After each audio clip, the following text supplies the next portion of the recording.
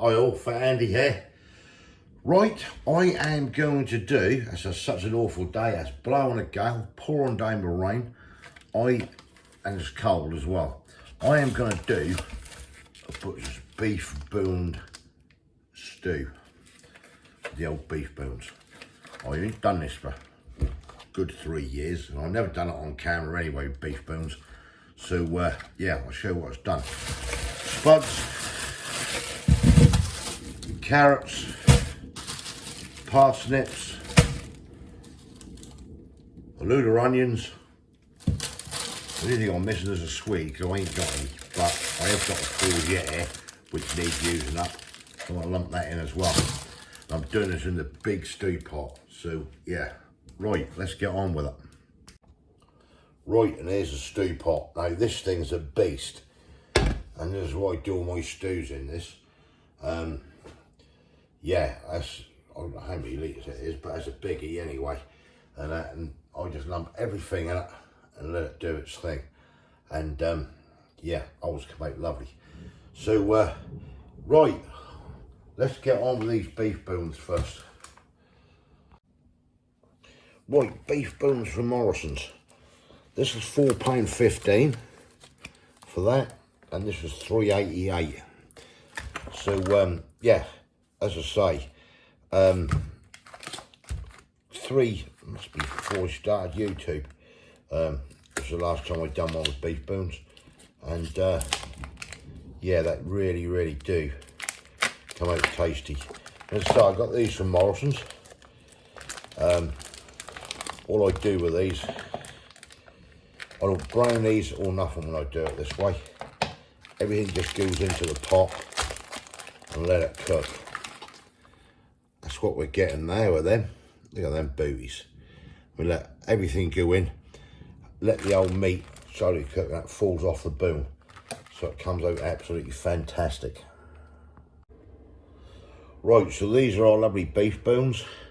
You can see they have plenty of meat on them. Now I did buy some of these, I think earlier this year, and I did barbecue ribs, big barbecue ribs out of them, which was fantastic. So all I do with these, just move you back here a minute. What I do with these things, just go in the pan, straight in that pan. Now, if you ain't got a big pan, scale it down a bit. See them in there, and just scale it down. Get your biggest saucepan. Just use a couple of beef bones. I'm doing this now.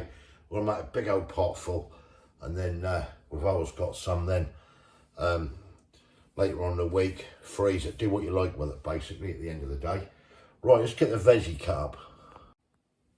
Right, we've got the courgette. I've just taken the end off that because that was a little bit. This has been laying about a bit. This courgette. This is going to be a nice big, chunky, rustic stew. We just cut these in big old lumps. Same with the onions. I don't mess about the onions. I just get them, get the ends off them, like so. I'm just going to half that. Some of these I just chuck in whole, to be fair. Otherwise, you find out the onion, after cooking for such a long time, the onion will break down to nothing. Right, that's everything ready now. All I do with these carrots, I just peel the outside. Sometimes I do, sometimes I don't. Basically, just cut them into big chunks, straight in the pan.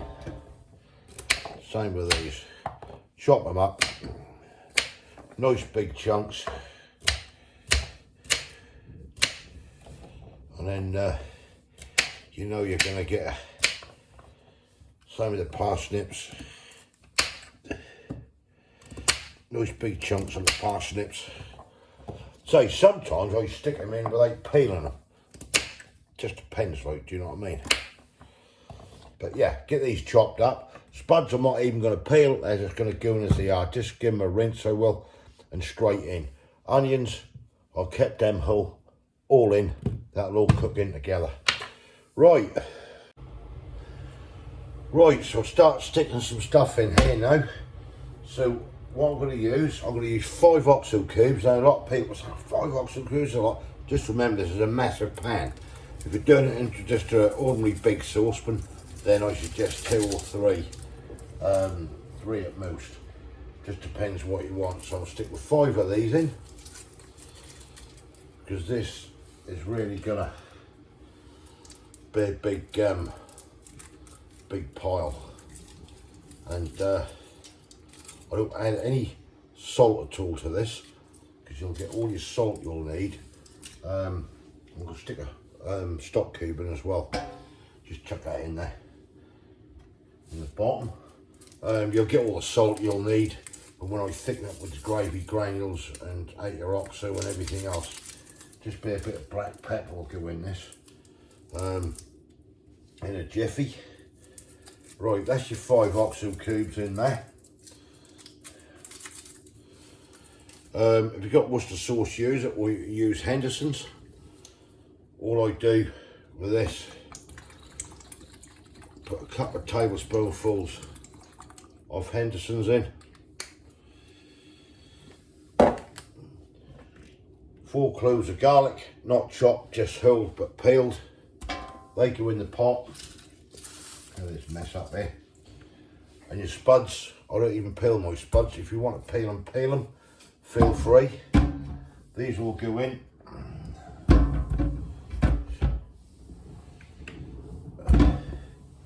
Onions, just lump them in whole. Stick your courgettes in, if you're using courgettes. I've already used it because it needs using up. The beauty of these stews, you can put in what you like really. And then your carrots, lump all them in. Parsnips, get all that in there. I'll get some water. Right, black pepper or white pepper, whatever you want. I tend to sprinkle a couple of teaspoonfuls of that in the pot. Get your boiling water straight in.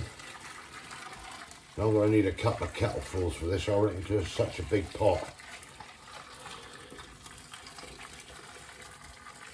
Right, I'll come back and get another one.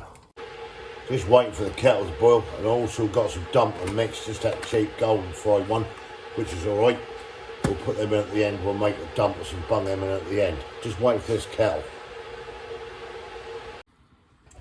Right, second kettle of water. Boiling water.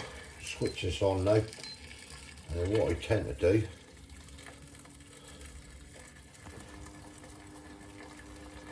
cover that up. Now on the kettle full. So you can see there, really, in there, we're still just sort of halfway, maybe a shade over halfway with all that ingredients, so you see how big the pan is. But yeah, if you're doing this in a large saucepan, obviously make your things a little bit smaller, and cut it up and just cut down on the ingredients. But apart from that, yeah, happy days. And then once this is all cooked up and cooked through, what I tend to do then, I put gravy granules in, I do, and then just slowly mix it so they'll thicken the gravy. And this helps as well with the old dumplings we'll do later. I'll get a lid on that, bring that to the boil, and then what I'll do, I'll take that down to about number 3, something like that, on a low heat. I'll just let that go for 4 or 5 hours, and that'll be fantastic when that's done. Right, come back to you later on. Also, we got to tell you, come to the boil, don't forget, you know, if it hum, every hour, just give it a little stir around, get everything mixed in. Right, see you in a bit. Right, this has now been cooking for a good 4.5 hours. Look at those. That's ready to fall off the bone, that lovely meat. Absolutely gorgeous. Some of it is detached, as you can see. So what we're going to do now, got some quick soup, and this is the way I thicken my gravy up. We've got to get some dumplings. Kay's going to make some dumplings. See what we'll do with quick soup in. And then just slowly stir it around. Oh yes. Oh, splash myself. Get it stirred round. Mix it all up. Well, look absolutely gorgeous. Right, I'm going to let this thicken up and come back to you. Wow, look at that lump of meat that's fell off the bone. Absolutely gorgeous. Give that a good mix. Spuds are all done. Look absolutely corkers. Right, let that cook now just to thicken up. I've used, well, because it's a big sauce, so I used a good half tub at the moment, the gravy granules, but this is a big saucepan, so if you do it like that, just take it easy and, you know, see how you get on, really. Right, we'll get the dumplings done. Okay, making the dumplings. Come on, girl, get it going. Right, dumplings going in. Just drop them in on top. Anywhere you like. That'll do. Right, we'll let that cook away and do its thing. Come back to you next time you... They usually take... What is it, 20 minutes? 20 to 30 says on that box, but whatever. We'll come back to you when we're plating this up. Just let these cook in.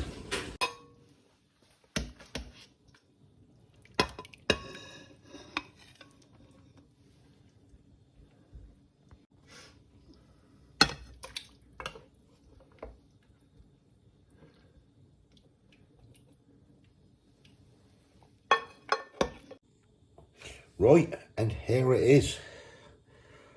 The beef bone rustic stew. That'll warm anyone up, that will. Smells absolutely gorgeous. Some lovely carrots. Got the meat, some of it fell off the bone here. And that's gone that soft, but that is lovely. Right, let's get you up there, and I'm gonna have a little test there. And we'll see what this beef bone stew is all about. Look at that corker. Right. Here we go. 4 hours, was it? 5 hours cooking away there. I mean, you can do this in a slow cooker if you want. It's entirely up to yourselves and that's how you do it. But that meat, wow. Oh, it's great. That meat is so tender. I can't really pick up to show you. It literally is falling off the bone. Fantastic. Some lovely carrot cooking away there.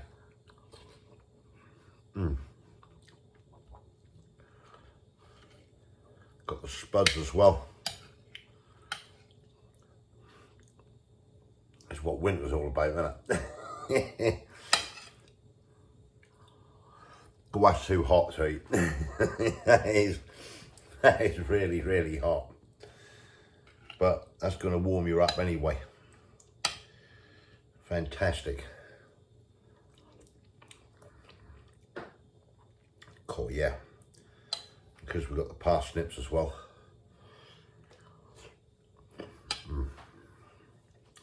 Brilliant, fantastic. Right, I'm off to enjoy this. Comments below, let me know what you think. That's Jenny how I do my stew. That's come out cracking.